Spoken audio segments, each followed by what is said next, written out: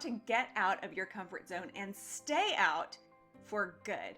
Be on a continual path of growing and learning. Every single time that you break out of your comfort zone a little bit, your comfort zone gets bigger. And so it's constantly expanding. So your growth zone is also constantly expanding.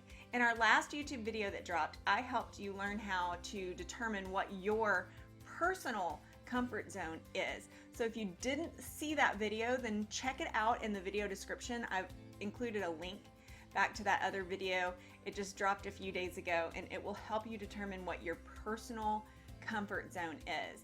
Today, we're going to take that information from the work that you did through that lesson, that YouTube video, and we are going to put it into play. We're going to put it into practice. We're going to put it into action and help you use that determination of what your personal comfort zone is to help you create plans to get out of your comfort zone.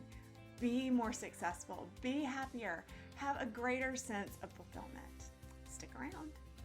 GILD Coaching. More success, less stress. People are always asking me to help them grow out of their comfort zone so that they can achieve more, be more, have a higher sense of fulfillment, be happier. The problem is most people don't understand that the comfort zone is constantly expanding. They also don't understand that the comfort zone is one of 3 primary zones that relates directly back to your own stress and anxiety level.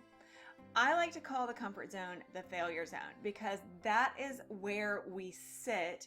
It's comfortable, so we stop growing when we're there. And when challenges face us, oh, it's horrible. We don't even know what to do with ourselves when challenges come to find us in our comfort zone. But the thing is, you're always going to face challenges in your life. This exercise that we're going to do this week is going to help you go out and find your own challenges so that the universe doesn't bring you other challenges, because the universe is always going to be pushing you out of your comfort zone and expanding. It's just like a baby learning to walk. The baby doesn't just, stand up and start walking. You have to first roll over, then push up, then crawl, then pull yourself up on furniture, cruise, then walk, so it's a process. So each one of those steps is the comfort zone expanding. At first, the comfort zone is just, oh, look, I can roll over. Wonder what I can do next. So little kids are really, really good at constantly pushing their comfort zone because it's something that is just in us to always want to be growing and expanding.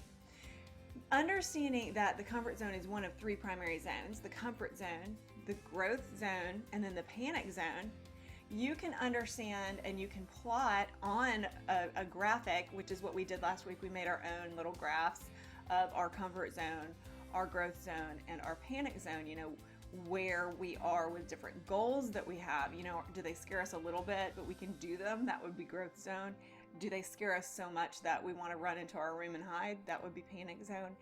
So understanding where your goals are on this comfort zone continuum will help you plot a path to achieve them. Even if something currently is in your panic zone, it can come into your growth zone. So anything that's out there, because our comfort zone's constantly expanding, eventually it can overlap even the things that right now are in our panic zone. I was just talking with a woman a few days ago who hasn't left her house in 10 years. And she has asked me to help her overcome this. She's been to psychologists that didn't help. She's gone to different counselors, groups, things like that, attended things virtually. But she is deathly afraid of leaving her house. And so her comfort zone is very small. It's geographically, especially, it's very small, but also mentally and emotionally, it's very small. And so when it comes to leaving her house, she goes straight from comfort zone to panic zone. So we have to figure out how to expand that comfort zone a little bit and create a little bit of space for growth for her so that she can step into the growth zone. And eventually she will leave her house and be able to go out and do her own shopping and things like this. She didn't get in her house, not leaving the property all in one day. It was an eventual process. So it's going to be an eventual process to go back out again. But the number one thing that I told her that I needed before I agreed to help her do this, which I have, was she needed to come up with her why statement. And I want you to type that into the comment section below. Type in, I need to know my why. Because if you don't know your why for wanting these goals, if you don't know the big why you should want to do whatever those goals are that you determined when we were doing our exercise in our last video, then it doesn't matter. You're not going to have anything fueling you. You were just going to stay in your house like she's just been staying in her house. You have to know your why. So write that down. I need to know my why. The second thing that you have to know to determine your plan of action is there has to be a purpose. So, she has to know her why. Why do I want to leave my house? Why do I want to be able to go out and live in the world? But what is the purpose of this? So the why is, the reason that I would want it, but to what end? What purpose would this serve? So first you have to know your why, determine that, and the way that you get there is through journaling. You just get a pen and a blank sheet of paper. Another person recently said, I just don't know how to journal. I'm like, absolutely you do. Get a pen, a blank sheet of paper, ask yourself a question at the top of the page. Why do I want to blank? And then start writing and be brutally honest with yourself. That's journaling. The second thing, purpose. I understand my why, but to what end? What's the purpose of this? What will I achieve through it? Again, get there through journaling. Write down your purpose. So type that into the comments as well so that you can remember it. I need to determine my why, and I need to know the purpose of my goal. And then the third thing that you need to know is that there has to be intention with it. I once was experimenting with different morning routine elements, and so I went searching for different things to try to achieve the goals that I had for health and productivity. And one of the things that I found highly suggested by some really successful people, was cold showers first thing in the morning. Now, anybody who knows me knows that I'm not really keen on being cold, and I especially don't like to be cold and wet at the same time. My husband swims every day. I don't understand how he jumps into a cold pool and then exercises for an hour every day. That's his deal, not mine. So cold and wet at the same time is not an attractive option for me, but it came so highly recommended that I thought that I'd give it a whirl. Now, there was intention here. I decided I would give it a whirl. I decided that I would study how to successfully take cold showers, what the progression was, and then I attacked this thing with intention. If one day I had turned on my hot water and I turned on my cold water and waited for them to balance out, and then I stepped in and my water heater was broken and it was an ice cold shower, that wouldn't have been with intention.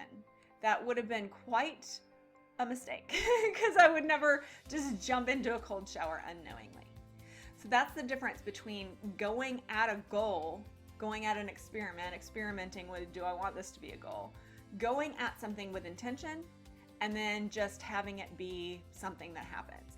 You're not going to grow through things that just kind of happen. If it's the cold shower example and you are not expecting to step into a cold shower, the chances are you're going to jump out really fast and think, oh, well, the space of growth here is I'm going to stick my hand in first and make sure that it's not freezing cold before I get in. Okay, so that is how to come up with your plan on how to get out of your comfort zone, understand your why, know the purpose of this whole thing in the first place, and then do your research. Come up with a plan with intention on the steps. I didn't just jump into a cold shower on the first day. I actually went into a regular warm shower on the first day and turned the water down until I got to the point where I could barely stand it. And then I did a breathing exercise like that. It took me 30 days to be able to walk into a cold shower. That's intention, folks. If this video has been of any use to you at all in helping you determine your plan for getting out of your comfort zone, please give me a thumbs up. Even if you like my shirt, give me a thumbs up. Subscribe to our channel and hit that little bell so that you get a notification the next time that we drop a video that we have created just for you to help you live a life with more success and less stress. In our video description, there's always special gifts. Check that out. You can get a free session with me. There's all sorts of little freebies down there. So make sure you check that out before you go. And until next time, I'm Dr. Jane Mims with GILD Coaching, guildcoaching.com. I hope that you have a beautiful day.